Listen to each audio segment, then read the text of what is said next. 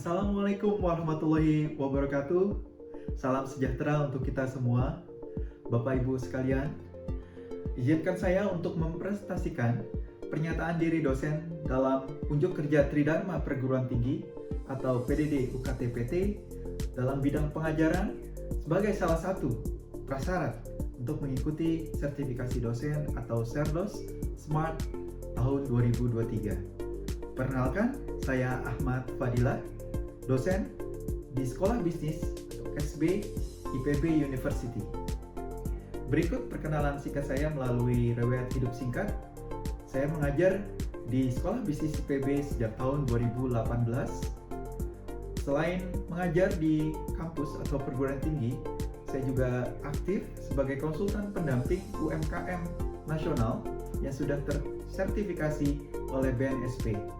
Dalam hal ini, selain saya mengabdi di kampus, saya juga membantu UMKM nasional untuk dapat berkembang sebagai bentuk salah satu bentuk pengabdian pada masyarakat.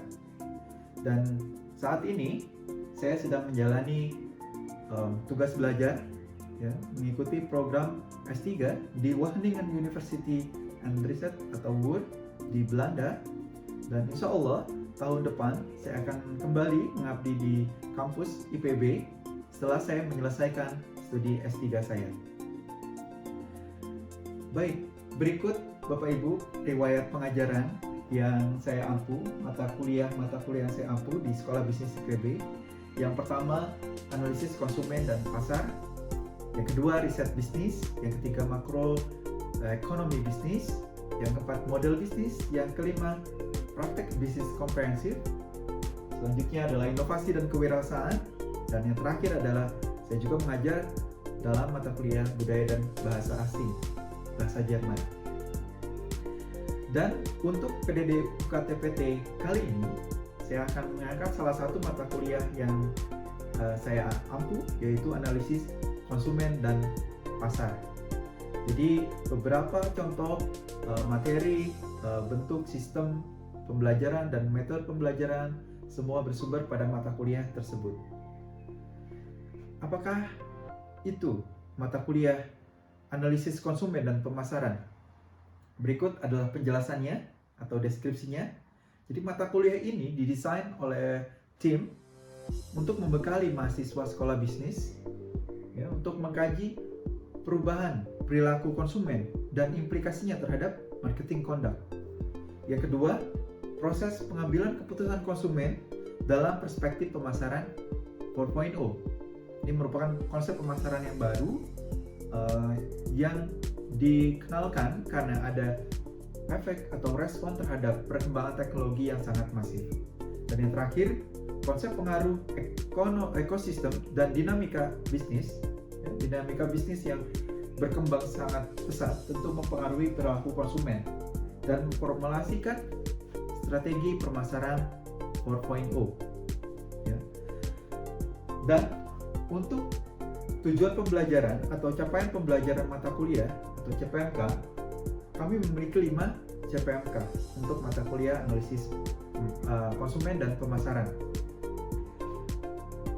5 CPMK ini diturunkan dari salah satu kompetensi lulusan sarjana bisnis di IPB.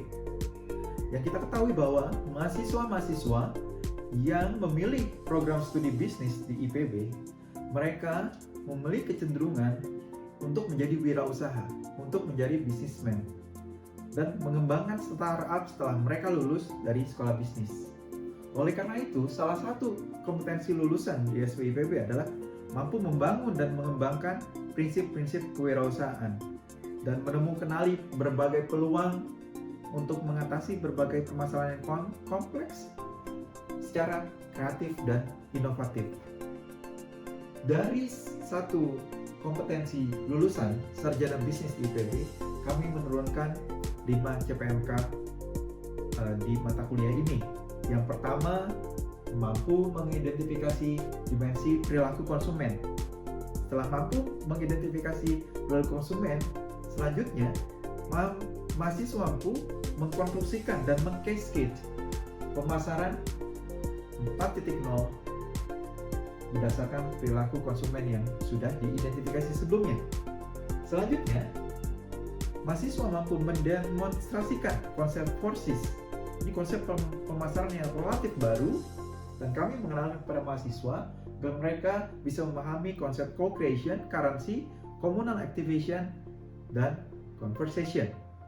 Dan selanjutnya, hal yang juga menarik bahwa pengaruh teknologi terhadap perilaku konsumen harus mampu dianalisis oleh mahasiswa, dan ini menjadi masukan untuk perumusan strategi pemasaran digital. Dan yang terakhir, CPMK 5 mampu mengsintesis konsep, dimensi, atribut, faktor, dan tools untuk membangun customer engagement. Ini juga satu hal yang penting dalam konsep pemasaran yang terbaru, itu konsep pemasaran digital. Kami juga menerapkan konsep pengajaran DIA atau delivery, interaction, dan assessment. Delivery, bahan pengajaran, ya, materi pembelajaran yang kami sampaikan menggunakan berbagai bahan ajar berupa PowerPoint, buku, book chapter, video interaktif, bahkan games.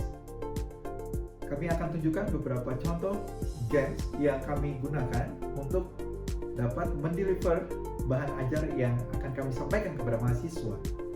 Selanjutnya, untuk interaksi kepada mahasiswa atau interaction, kami menggunakan berbagai platform, baik itu Learning Management System, YouTube channel, WhatsApp, maupun email. Dan untuk penilaian mahasiswa yang melalui metode assessment, kami menggunakan penilaian secara rubrik, ya, dan juga menerapkan project based learning. Selanjutnya, berikut adalah list materi pembelajaran yang kami sampaikan kepada mahasiswa selama sesi UTS dan sesi UAS. Secara garis besar, mereka dikenalkan pada sesi UTS yaitu mengenai perubahan lifestyle dan perilaku konsumen dan bagaimana keputusan konsumen dan kaitannya dengan pemanfaatan identifikasi perilaku konsumen terhadap strategi pemasaran 4.0. Dan selanjutnya, di sesi UAS, kami mengenalkan metode-metode konsep-konsep baru pemasaran, dalam hal ini pemasaran digital. Yang pertama, mengenai konsep 5A's dari Kotler, yaitu Aware, Appeal, Ask, Act, and Advocate, dan juga 4C's, yang sudah kami sampaikan bahwa ini merupakan marketing mix model terkini, yaitu co-creation, currency, communal activation, and conversation. Dan selanjutnya, semua metode konsep baru ini diarahkan pada strategi pemasaran digital. Adapun sistem dan metode pembelajaran yang kami kembangkan sangat bervariasi. Tidak hanya ceramah di kelas atau menyampaikan materi secara perkuliahan, kami juga mengenalkan beragam metode dan variasi pengajaran dengan tujuan mahasiswa dapat memperoleh pengalaman baru dan merasa menyenangkan dalam mengikuti perkuliahan ini. Yang pertama yaitu review materi dan ilustrasi kasus serta studi komparasi. Selanjutnya, dalam bentuk presentasi dan diskusi secara interaktif dan aktif di kelas maupun menggunakan Learning Management System. Selanjutnya, ekstraksi video dan bahan bacaan serta artikel populer. Karena metode yang kami gunakan adalah metode yang terkini, sehingga penggunaan bahan berupa video dan artikel populer sangat membantu mahasiswa untuk memahami secara lebih mendalam. Selain itu, mahasiswa juga memiliki pengalaman baru dalam melakukan observasi lapang, interview, dan discovery langsung kepada konsumen atau pebisnis. Dan selanjutnya adalah sharing session. Kami mengundang dosen tamu yang sudah sangat expert dalam bidang pemasaran digital, dan kami menggunakan satu pertemuan untuk bisa mahasiswa sharing kepada expert atau pebisnis tersebut. Dan kami juga memanfaatkan digital learning melalui online learning atau LMS dan berbagai platform, channel YouTube, ya, quizzes dan sebagainya sebagai upaya mendeliver bahan ajar kami, sehingga variasi pembelajaran dapat membuat mahasiswa lebih interaktif. Selanjutnya, mengenai metode penilaian atau assessment, kami menggunakan metode rubrik. Metode rubrik ini sangat membantu kami dalam mengetes atau menelusuri bagaimana kemampuan mahasiswa dalam setiap prosesnya. Setelah tadi materi pembelajaran, sesi UTS dan UAS, kami tidak hanya mengecek kemampuan mereka melalui UTS UAS, tapi kami membaginya menjadi beberapa kriteria penilaian dan indikator.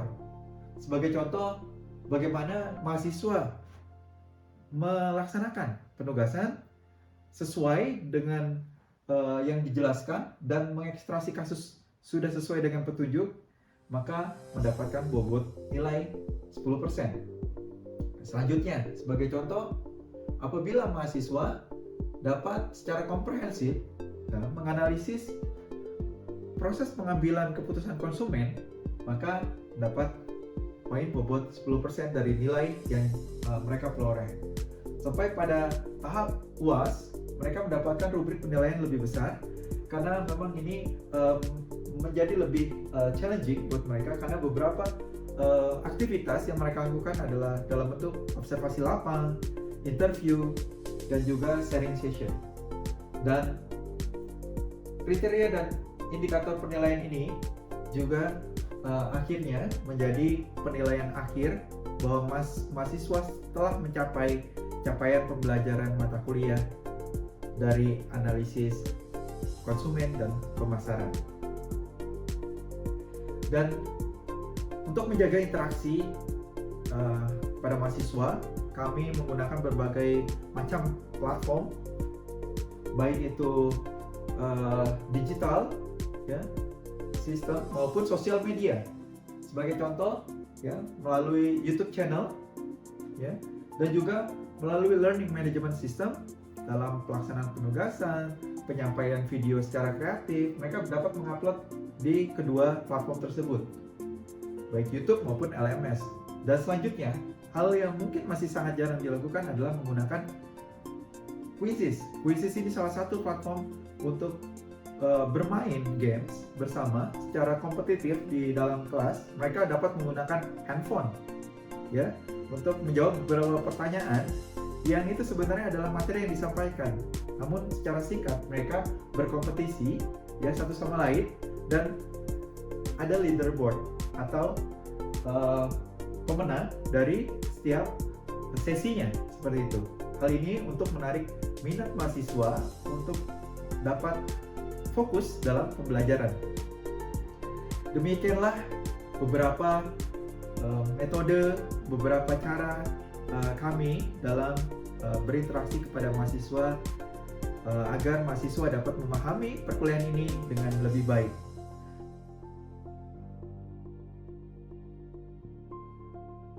Assalamualaikum warahmatullahi wabarakatuh. Selamat sore rekan-rekan mahasiswa semua di Indonesia. Saat ini masih pagi hari waktu Belanda, yaitu pukul 8, dan ada perbedaan 5 jam antara Belanda dan Indonesia. Dan saya kira sekarang sudah jam 1 siang ya di Indonesia.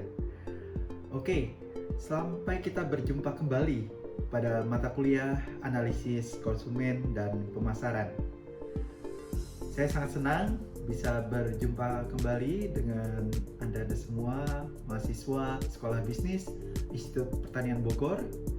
Dan tentu untuk mata kuliah analisis konsumen dan pemasaran kali ini cukup menarik topik yang akan kita bahas, yaitu mengenai perubahan lifestyle dari konsumen dan juga dinamika bisnis.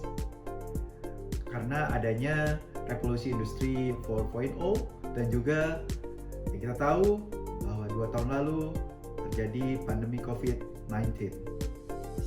Dan pada mata kuliah kali ini, pertemuan kali ini, kita akan membahas 2 topik utama, yaitu kita membahas dinamika dalam bisnis, dan yang kedua adalah perubahan lifestyle dari konsumen itu sendiri karena adanya perubahan bisnis hingga adanya perubahan lifestyle dari konsumen, dan dalam perspektif 4.0 dan juga pada masa pasca pandemi COVID-19.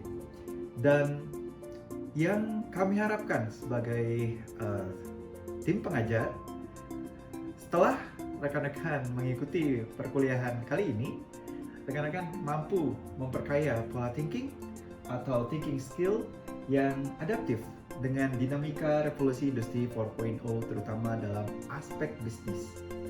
Tentu rekan-rekan semua di sini mengambil program studi bisnis di IPB ingin menjadi wirausaha nantinya setelah lulus. Dan rekan-rekan bayangkan 2 tahun setelah ini rekan-rekan akan menjadi wirausaha.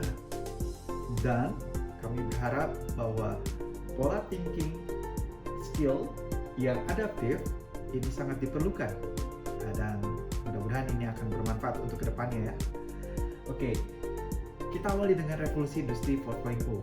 Sebelum COVID itu sudah dimulai adanya pemanfaatan teknologi informasi dalam berbagai aspek, dalam berbagai sektor, seperti adanya Internet of Things, segala sesuatunya membuat jaringan internet, dan juga adanya artificial intelligence, dan adanya material baru seperti nanofiber, nanoteknologi, dan juga pemanfaatan big data, data-data yang sangat besar itu dimanfaatkan, diolah sehingga bisa menjadi sumber masukan untuk robotik dan juga augmented reality tentunya, dan banyak hal dengan adanya revolusi industri 4.0 ini yang dimanfaatkan secara masif dan tentu juga sangat berdampak pada sektor bisnis. Kita akan bahas apa sih yang menjadi dampak dalam sektor bisnis karena adanya revolusi industri 4.0 dan juga pasca COVID-19. Terjadi dinamika, terjadi pasang surut bisnis. Dan tentu perkembangan dunia bisnis saat ini itu sangat dinamis dan penuh kompetisi. Ketika suatu bisnis tidak dapat beradaptasi dengan baik, maka matilah dia. Sebaliknya, bisnis-bisnis yang dapat bertahan, dapat adaptif, dia akan berkelanjutan. Ya, bahkan akan menjadi bisnis yang besar. Dari startup yang kecil menjadi bisnis yang besar. Itulah yang diharapkan. Dan dalam hal ini, seorang pebisnis, ini rekan-rekan semua yang akan menjadi calon pebisnis nantinya, itu harus bisa meningkatkan performa bisnis teman-teman, ya. Dan seorang pebisnis ini harus bisa adaptif untuk meningkatkan profit, ya, keuntungan, sales, penjualan, dan juga engagement. Ini tidak kalah pentingnya engagement. Engagement pada siapa? Pada konsumen, kepada customer, pelanggan. Ya, jadi dengan kita berpikir secara adaptif dengan adanya perubahan yang sangat masif tadi ya dalam revolusi industri 4.0, COVID-19, kita bisa menyesuaikan, seperti kita bisa melakukan engagement pada konsumen. Jadi pada akhirnya seorang pebisnis baik bisnis yang besar maupun startup ya, itu harus inovatif, kreatif, dan juga responsif terhadap suatu keadaan. Oke, setelah ini saya akan memberikan beberapa contoh bisnis-bisnis yang dia berdinamika sedemikian rupa, ya. Seperti kita lihat pertama bisnis perbelanjaan, ya. Saat pandemi COVID, banyak orang beralih perilakunya seorang konsumen dari dia berbondong-bondong jalan-jalan ke mall untuk berbelanja banyak hal, sehingga beralih perilakunya menjadi berbelanja di online. Tokopedia, muncullah namanya bisnis Bukalapak, bisnis Shopee, dan lain sebagainya. Itu sebagai respon ya pada masa pandemi COVID, orang-orang banyak berdiam diri di rumah, mengurangi aktivitasnya di luar, sehingga para startup businessman ini mencari peluang bisnis, yaitu dengan mendirikan startup marketplace atau online shopping. Nah, ini salah satu contoh dinamika yang tadinya orang berbondong-bondong ke mall, satu tempat yang offline, menjadi datang tidak secara offline, melainkan melalui online.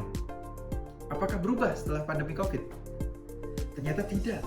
Ternyata perilaku itu tetap bertahan adanya. Orang-orang mulai tergantung terhadap online shopping gitu. Dan juga terhadap transportasi online seperti Gojek, Grab ya. Pada masa sebelum COVID, saat COVID maupun setelah COVID ya, bisnis transportasi online ini tetap terus berjalan. Tidak berganti yang tadinya dia secara manual gitu ya. Secara manual artinya dia menggunakan kendaraan sendiri atau ke ojek pangkalan untuk memanfaatkan jasa ojek atau rental mobil misalnya jika ingin perjalanan lebih jauh lagi. Namun bisnis Grab dan Gojek ini tetap bertahan dalam masa pandemi maupun pasca pandemi. Inilah dinamika bisnis ya. Dan kita tahu perusahaan besar seperti Bluebird ya, mereka berkolaborasi dengan Gojek. Jadi pernah suatu saat saya ke Jakarta memesan Gojek, yang datang ternyata taksi Bluebird gitu. Setelah saya tanya memang benar. Nah, mereka bekerja sama.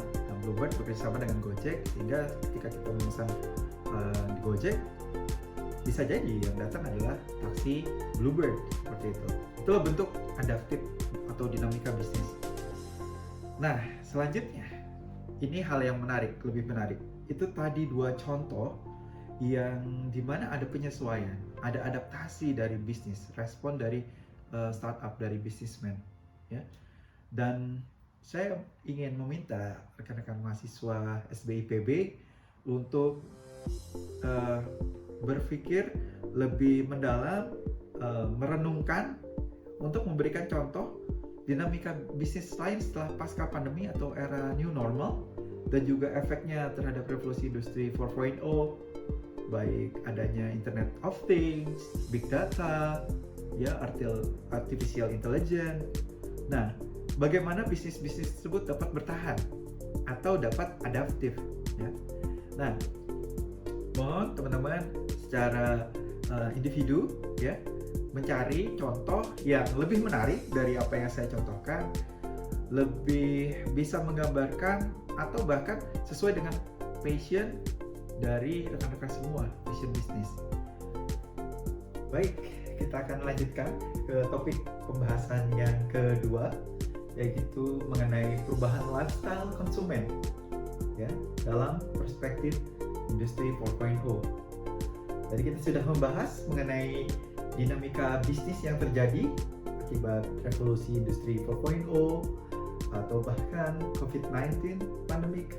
Sekarang kita akan membahas dalam perspektif perubahan perilaku konsumen itu sendiri karena adanya dinamika bisnis yang ada. Seperti kita tahu bahwa semakin banyak orang yang peduli akan kesehatan, saat ini masih banyak orang yang menggunakan hand sanitizer. Bahkan ada yang masih tetap memakai masker walaupun tidak menjadi kewajiban. Dan juga mengenai work from home, banyak orang sekarang masih bekerja di rumah. Bahkan perusahaan secara resmi mengizinkan pegawainya untuk bekerja, sebagai contoh 2 hari dalam seminggu bisa bekerja dari rumah atau work from home. Itulah perilaku konsumen yang berubah, ya. Walaupun disrupsi seperti COVID-19 sudah berkurang, sudah tidak ada, tapi perilaku itu tetap mengakar, tetap berubah, ya. Dan seperti kita ketahui, ya, sebanyak 80%, ya, 80% orang Indonesia itu banyak menghabiskan waktu di rumah selama COVID-19. Akibatnya apa? Ada bisnis-bisnis yang meningkat, rising, seperti bisnis delivery online, transportasi online, ya, yang berbasis online, semuanya meningkat atau rising. Apa yang falling? Yang jatuh, yang dia bisnisnya tidak baik-baik saja selama pandemi COVID, yaitu bisnis tourism atau wisata. Ya. Tetapi ini sangat dinamis. Balik lagi seperti konsep pembahasan kita di awal perkuliahan. Ya. Jadi perilaku konsumen pun berubah setelah pandemi COVID berhenti, ya, atau berkurang. Jadi banyak orang yang tadinya stay di rumah lama, mereka bosan setelah relaksasi. Banyak orang yang ingin berwisata sehingga bisnis wisata semakin meningkat. Ya, itu adalah perubahan perilaku yang sangat dinamis. Dan ini hal yang menarik juga. Ya, seperti kita tahu bahwa kafe itu banyaknya biasanya seperti Starbucks, kafe-kafe biasanya itu adalah kopi, teh gitu kan. Dan setelah ada perubahan perilaku, adanya demand, adanya permintaan dari konsumen untuk mengkonsumsi minuman yang lebih sehat, yaitu sebagai contoh jamu. Ya. Konsumen menginginkan minuman yang bisa menambah imunitas tubuh. Nah, dan itu direspon baik oleh pemilik kafe. Mereka menyediakan, bahkan mendirikan kafe khusus jamu. Ya, bahkan ada slogan, jamu is new espresso. Nah, sangat menarik ya rekan-rekan ya.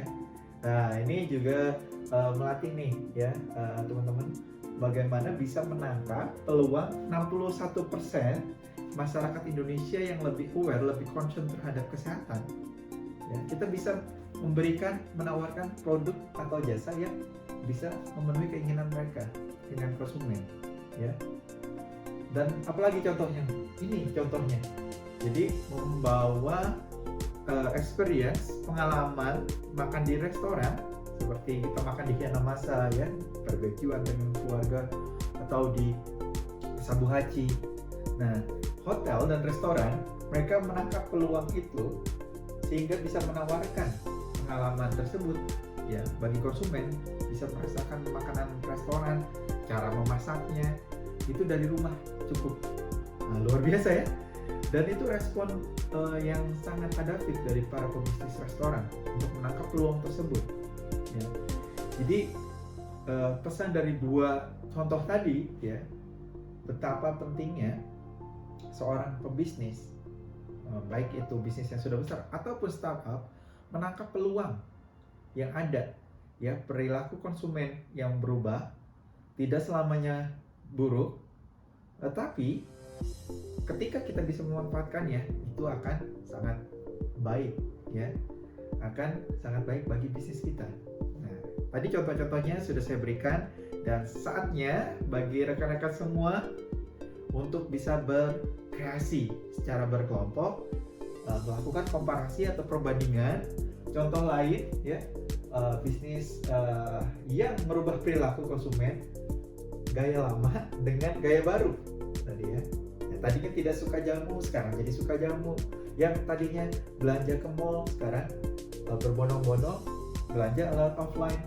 Silakan cari, temukan ya, kenali perubahan perilaku ini. Karena di kelas analisis konsumen dan pemasaran ada 10 kelompok, dan segmen yang kami berikan ada 5. Jadi ada 2 kelompok yang memiliki segmen yang sama. Ini baik, karena nanti akan kita lihat perbandingannya. Satu kelompok bisa membawa contoh untuk satu restoran atau bisnis kafe, dan satu kelompok lain juga melakukan hal yang sama, dan kita lihat nanti perbandingannya. Yang lain, dua kelompok lain terkait transportasi, retail, perbankan, dan travel. Tentu selain PowerPoint juga kami harapkan teman-teman bisa secara kreatif membuat infografis dan juga video kreatif dari hasil studi komparasi ini. Menarik kan? IPB University, inspiring innovation with integrity.